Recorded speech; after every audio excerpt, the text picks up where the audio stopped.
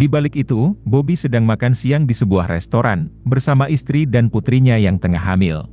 Namun di tengah itu, seorang pria terus menatap putri Bobby, sehingga membuat Bobby marah, dan inilah yang ia perbuat. No.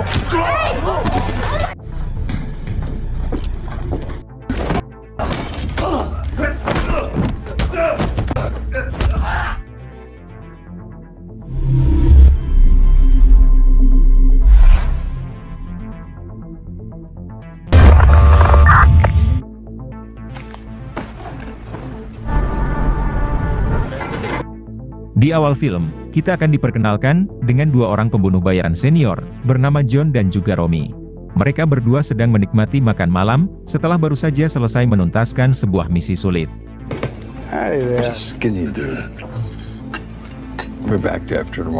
Selesai makan malam dan saling bercerita, mereka berdua pun pulang ke rumah masing-masing.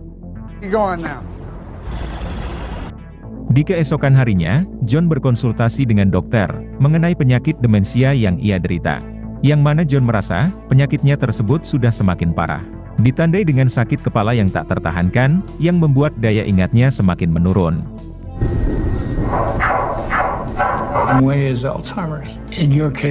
Dan setelah dilakukan pemeriksaan, si dokter pun langsung memvonis John bahwa penyakitnya tersebut sudah tidak lagi bisa tertolong.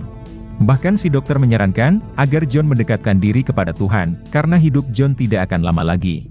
Mengetahui akan hal itu, tentu John merasa terpukul, namun ia menolak untuk terpuruk. Apapun yang akan terjadi, John tetap akan melanjutkan hidup seperti biasanya. Sekembalinya dari rumah sakit, John langsung menikmati sisa hidupnya, yaitu bercocok tanam dengan si pacar. Si pacar yang mengetahui kalau hidup John tidak akan lama lagi, ia pun berjanji akan menemani John di sisa akhir hidup. Mengingat, John sekarang hidup sendiri, setelah lama berpisah dari istrinya. Meskipun John memiliki seorang anak laki-laki, dan juga seorang cucu perempuan, yang sekarang sudah beranjak remaja. Namun anak dan cucu John tersebut, mereka semua tinggal di kota lain, dan John sendiri, sudah lama tidak bersua dengan mereka.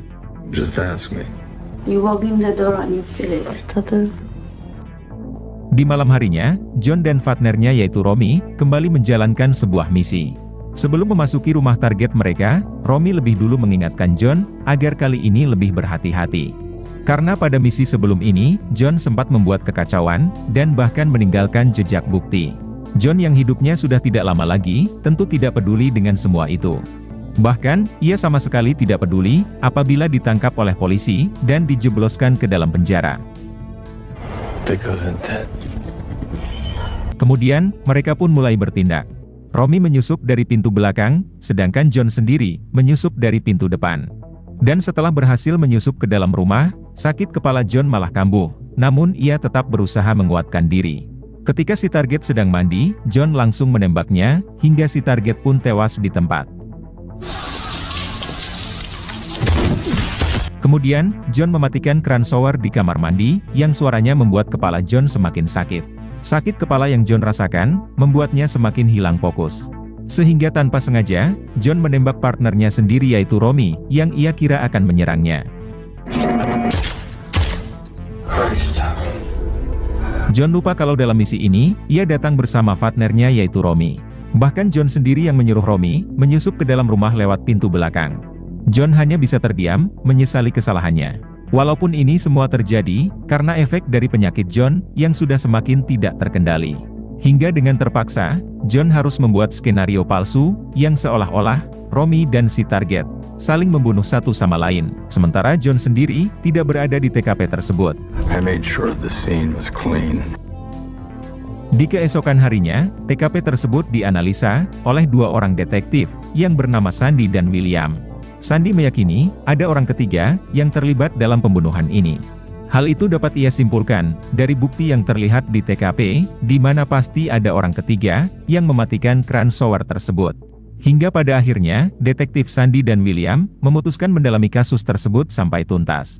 Detective, turned off the shower.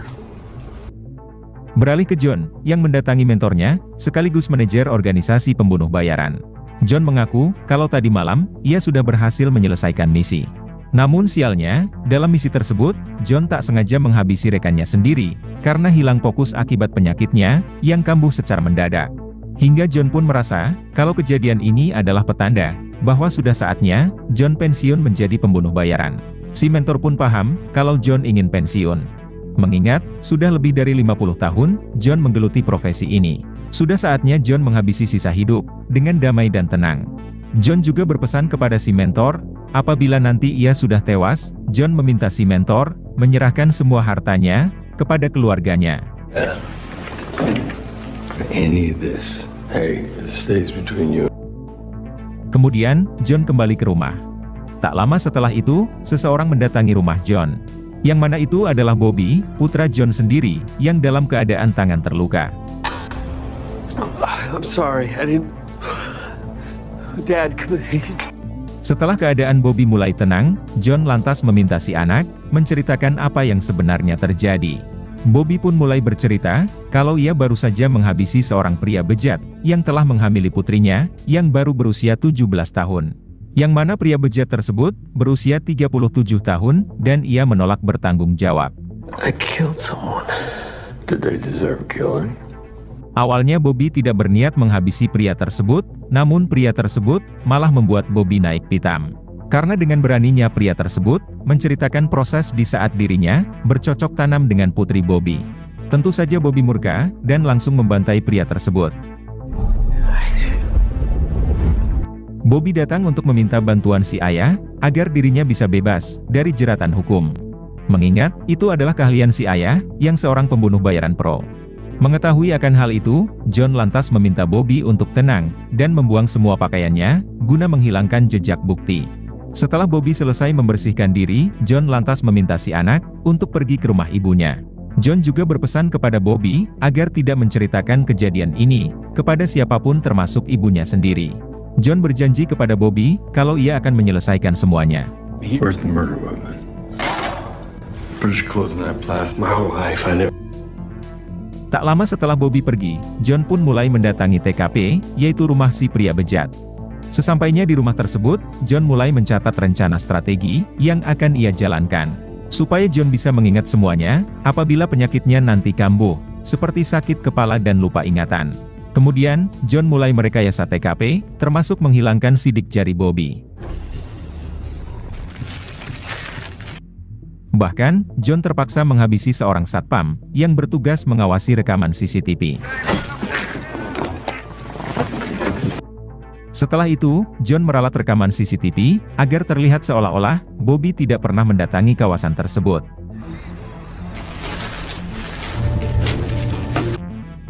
Beralih ke detektif Sandy dan William, yang kemudian mendapat kabar, terkait kematian si pria bejat. Holds 2 PhDs. Tanpa membuang waktu lagi, mereka pun langsung meluncur ke TKP. Mereka mulai menggeledah setiap TKP, guna mencari petunjuk sekecil apapun, mengenai pelaku pembunuhan tersebut. There's no big mystery. Sementara itu, John tampak menemui sahabatnya, yang diketahui bernama Jordi. Jordi adalah mantan pembunuh bayaran pro, yang sama lihainya seperti John. Namun karena faktor usia, Jordi memutuskan pensiun. John lantas menceritakan, semua masalahnya kepada Jordi, termasuk masalah penyakit, dan juga masalah yang menimpa si anak. Rencana strategi untuk menyelamatkan si anak, sudah John tulis pada sebuah nota, yang akan ia titipkan kepada Jordi. Karena John khawatir, dalam menjalankan strateginya tersebut, penyakit lupa ingatannya akan kambuh. Untuk itulah John meminta bantuan Jordi, untuk menelponnya setiap hari. Yaitu untuk mengingatkan dirinya, akan rencana strateginya itu, seperti yang tertulis pada nota tersebut. Hey, I'm either way. Yeah, just so you I know. won't even know if I did. Sebagai seorang sahabat yang sudah kenal lama, tentu saja Jordi bersedia membantu. Kemudian, John kembali ke rumah, lalu meneteskan cairan darah palsu, ke pakaian si anak yaitu Bobby. Namun di tengah itu, John malah dikunjungi oleh pacarnya, yang sudah sangat rindu ingin bertemu. Namun John yang sedang sibuk, dalam misi melindungi si anak, ia pun tampak tidak begitu menanggapi si pacar. This is your egg? Di rumah tersebut, si pacar tak sengaja melihat sebuah lukisan, yang bernilai jutaan dolar. John lantas mengatakan, kalau tidak lama lagi, lukisan itu akan ia jual. Dan hasil dari penjualan lukisan tersebut, akan John bagikan secara rata, kepada orang-orang yang ia sayangi. John lantas meminta si pacar pergi, karena ia harus menyelesaikan urusan penting. Sorry. Okay. Tak lama setelah itu, John dihubungi oleh Jordi, untuk menanyakan apakah John masih ingat dengan rencana strateginya.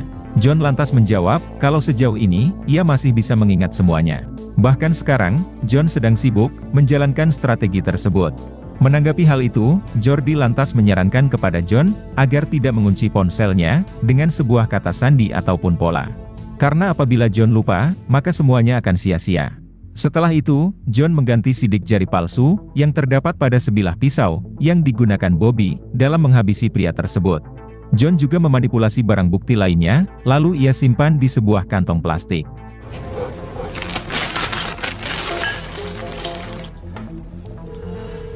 Okay. Lalu di malam harinya, John dan Bobby bertemu di sebuah kafe. John mengatakan kepada si anak, bahwa cepat atau lambat, Bobby pasti akan diinterogasi oleh detektif. Mengingat, pria yang Bobby habisi, memiliki hubungan dengan putrinya. Dan selama interogasi berlangsung, John meminta si anak, agar tetap tenang dan jangan terlihat panik.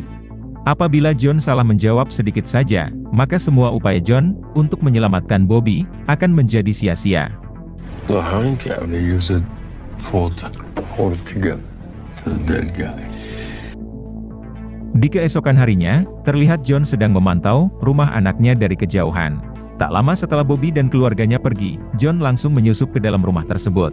Kemudian, John menaruh semua barang bukti, beserta sidik jari yang sudah ia rekayasa, ke berbagai titik di rumah tersebut.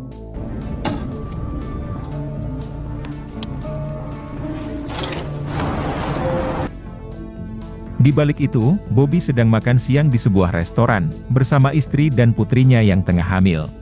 Namun di tengah itu, seorang pria terus menatap putri Bobby, sehingga membuat Bobby marah, dan inilah yang ia perbuat. Sementara itu, John yang sudah kembali ke rumahnya, ia malah dijemput dua orang detektif. Untuk dimintai keterangan, terkait kematian rekan John yaitu Tommy, dan juga seorang targetnya. Tanpa perlawanan sedikit pun, John pun bersedia, dibawa ke kantor polisi untuk diinterogasi.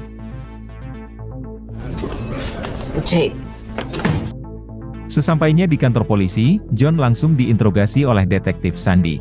Sandy mengatakan kepada John, kalau John terekam CCTV, berada di depan rumah si target. Sehingga Sandy mencurigai, kalau John adalah orang ketiga, yang terlibat dalam pembunuhan malam itu.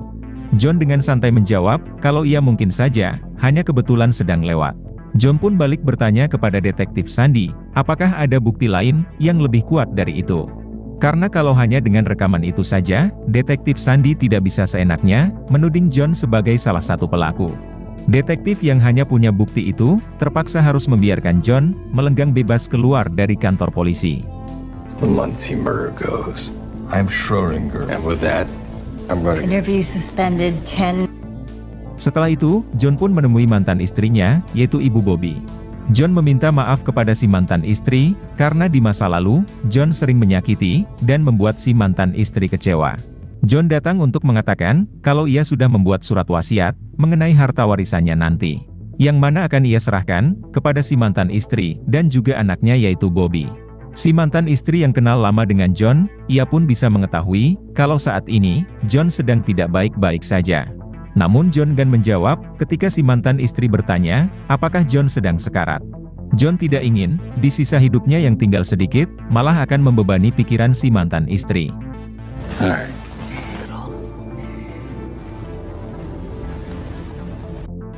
Sekembalinya ke rumah, John kembali dikunjungi oleh si pacar. John lantas mengatakan kepada si pacar, kalau ia sudah membuat wasiat, penerima harta warisannya nanti. Yang mana penerimanya adalah 3 orang, yaitu mantan istrinya, anaknya yaitu Bobby, dan juga si pacar. Mendengar hal itu, tentu si pacar sangat senang, ia lantas mengajak John ke kamar, untuk bercocok tanam. Beralih ke detektif Sandy, ia baru mengetahui, kalau pria yang dihabisi oleh Bobby, memiliki hubungan dengan putri Bobby. Ia juga baru mengetahui, kalau Bobby adalah putra kandung John. Kemudian, ia menugaskan si anak buah untuk menjemput Bobby dan keluarganya guna dimintai keterangan. As I can think of. It's John Knox. Singkat cerita, Bobby dan keluarganya tiba di kantor polisi. Kemudian, Bobby, istri dan putrinya tersebut diinterogasi di ruangan berbeda. In this room. Gonna be What? Namun di balik itu, detektif Sandy menugaskan beberapa anak buahnya untuk menggeledah rumah Bobby yang sedang kosong. Beralih ke ruang interogasi, yang mana detektif Sandy mencoba mengintimidasi Bobby dengan pertanyaan yang menjebak. Namun Bobby berusaha tetap tenang, sesuai instruksi dari ayahnya, yaitu John. Bobby lantas mengatakan kepada si detektif, kalau ia menolak menjawab semua pertanyaan, tanpa didampingi oleh pengacaranya. To warn him to stay away from your house and your car. Dan di tengah interogasi, detektif Sandy mendapat laporan dari bawahannya. Yang mana di rumah Bobby, mereka menemukan sejumlah barang bukti. Yang berupa sebilah pisau, kemeja putih yang bersimbah darah, beserta sehelai rambut, yang terdapat pada sebuah jas. Si detektif terpaksa harus menahan Bobby, sampai hasil pemeriksaan sidik jari, pada barang bukti tersebut selesai dilakukan. Seperti yang kita tahu, kalau semua barang bukti tersebut, ayah Bobby sendirilah yang meletakkannya. Alasan kenapa John melakukan hal itu, akan kita ketahui nanti. Namun yang jelas, detektif Sandy sudah semakin curiga, kalau Bobby adalah pelakunya. For comparison about John. Sementara itu, penyakit John sudah semakin memburuk. Bahkan, ia sampai tersesat ke sebuah taman, dan pada akhirnya, tumbang dan pingsan.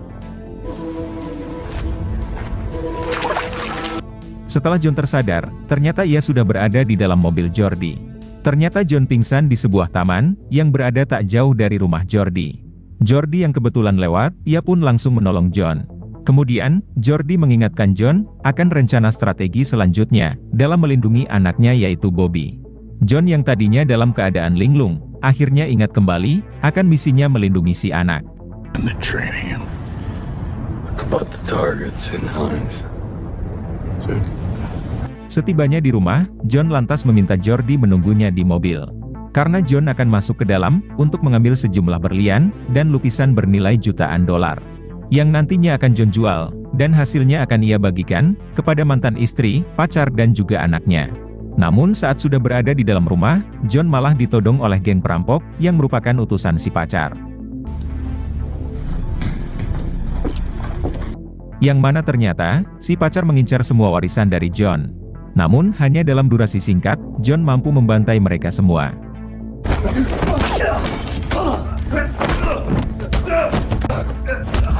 Akan tetapi, John memilih untuk tidak menghabisi si pacar, meskipun si pacar sudah mengkhianatinya. Namun John terpaksa mengeluarkan nama si pacar dari daftar nama penerima warisannya. 3. Kemudian, John menyuruh Jordi untuk menjual berlian dan lukisannya tersebut. Beberapa jam kemudian, berlian dan lukisan tersebut akhirnya laku terjual. John lantas meminta Jordi untuk mengantar uang hasil penjualan tersebut kepada mentornya. Karena John sudah menugaskan si mentor membagikan uang warisan tersebut kepada mantan istri dan putranya apabila John nanti sudah tiada. Good luck. Tanpa membuang waktu, Jordi langsung menemui si mentor untuk menyerahkan uang warisan dari John tersebut. Sementara itu, John mengarah ke kantor polisi untuk menemui Bobby yang masih ditahan.